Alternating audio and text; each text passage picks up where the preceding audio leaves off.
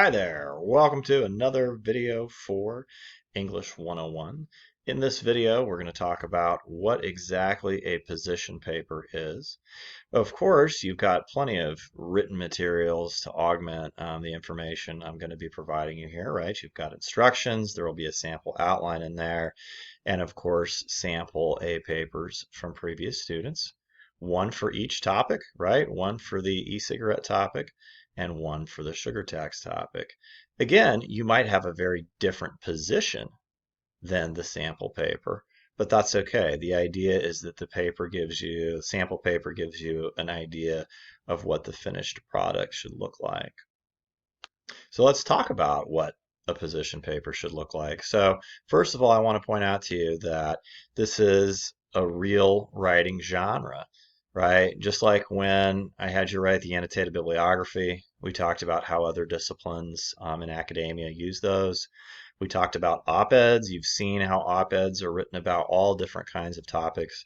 Okay, position papers, that's another form of writing. As you can see, I Googled corporate position papers, and you'll see that there's any number of companies that develop position papers on various issues, right? Now, this is persuasive writing, similar to what you did in the op-ed, in the fact that you're trying to convince a reader to share your position on this issue. You're going to set forth a thesis, right, which you've already been working on in the annotated bibliography. You had a working thesis, right?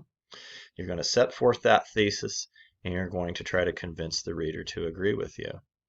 Now, how you do that is very different in a position paper than in an op-ed.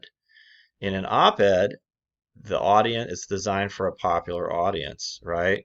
And so you can use first person in an op-ed. You can use personal experience, as some people did in the op-ed about solitary confinement. You cannot do this in a position paper, okay? Because when readers read position papers, they do not expect to see personal experience. They do not expect to see I statements. What they want to see is the utilization of source materials and a focus on evidence. Now, don't get me wrong, effective op-eds often, hopefully, utilize some kind of evidence to support their arguments, right? Both Obama and Roe did that when you read the solitary op-eds. However, there's also an emphasis on emotional appeals in op-eds, right? Both of those op-eds have that, and you really don't want that in a position paper, right? It is a more formalized argument where you are weighing arguments on either side and showing where you stand and convincing the reader to agree with you. Here we've uncovered another difference between the two. In an op-ed, it's good to show that you're aware of the other side, right? You don't want to attack them and make them out to be crazy, right? But we don't expect you to explore the other side quite as thoroughly as you are supposed to do in a position paper. You already knew this was coming because you knew you needed to have a source that disagrees with your thesis for the annotated bibliography. And in the position paper, you're going to use that source to show that you understand the other side. That will really build your credibility with academic readers. We'll talk about how to deal with those sources that disagree with you at the very beginning of week 5 before the papers due, because you don't want to set out to try to prove them to be idiots or entirely annihilate their argument, right? Because honestly, if you've chosen credible sources, they're going to have some credible points, right? And so you're not going to be able to entirely crush them, nor should you try to. And indeed, that is not an attribute of position papers, right? So the idea was that the annotated bibliography was to help ensure that you had the sources you needed, right? You needed at least 5 sources for the annotated bibliography, at least 2 that supported your thesis, and 1 that disagreed with you. And those bare minimums were because you need to have at least 2 sets of grounds and at least one opposing viewpoint in the position paper. Now, I just mentioned grounds, which we haven't talked about yet. This is an important component of the assignment. Do you remember when you did the rhetorical analysis paper and I said you can't write a rhetorical analysis paper without using the words logos, ethos, and pathos, right? Okay, well, in the position paper, you are not going to use the words grounds, warrant, concession, and refutation, but you will need to utilize those concepts. The sources that agree with you that you chose will provide you with the grounds that you need to support your argument. Grounds are facts that you can point to try to convince your reader that your thesis is true. These are often numbers, right? Or facts, right? That come from credible sources. The idea is that if you have chosen some sources that are opinionated and agree with you, they will use grounds, and you can use some of those same grounds. You can borrow their grounds in the position paper. Interestingly enough, even with academic readers, pointing at facts is not quite enough. You still need a warrant, which is where you show clearly how the facts prove the thesis, your thesis. We'll talk about how to do that in another video. And when you address the opposing viewpoint source, again, you're not going to set out to annihilate them just because they disagree with you. In fact, you're going to make a concession, which involves giving some ground, right? Pointing out something that they have right, or a fact that they use that you can't argue with. The refutation is where you show why you still disagree.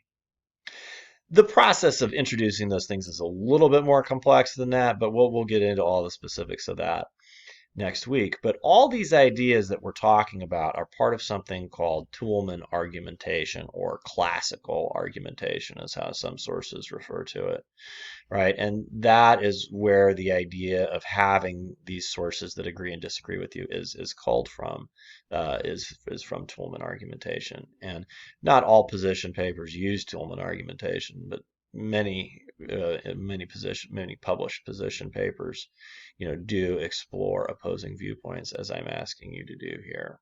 So don't worry, there will be lots of readings about Toulmin argumentation and those concepts to help guide you through how to use these different sources in your position paper. So remember, key differences between that and the op-ed. Both are opinionated, persuasive writing, but in the position paper, can't use personal experience, can't use I statements. What are you going to use instead? Your sources. And you're going to do a great job because you already wrote about them in the annotated bibliography. You already know a lot about them. But whatever you do, don't try to cut and paste any writing from the annotated bibliography into the position paper. It's not going to work. It's two different kinds of writing. The writing in the annotated bibliography is informational. The writing here is persuasive, right? So you definitely don't want to do that.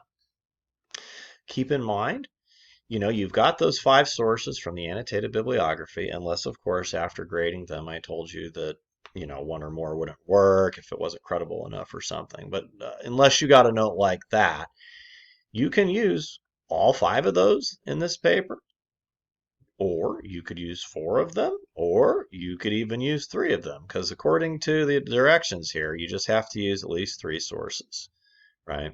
Are you allowed to add extra sources that you found after you finished your annotated bibliography? Absolutely. And you don't even need to create annotations for them, right? This paper is just going to have a works cited page like the previous papers.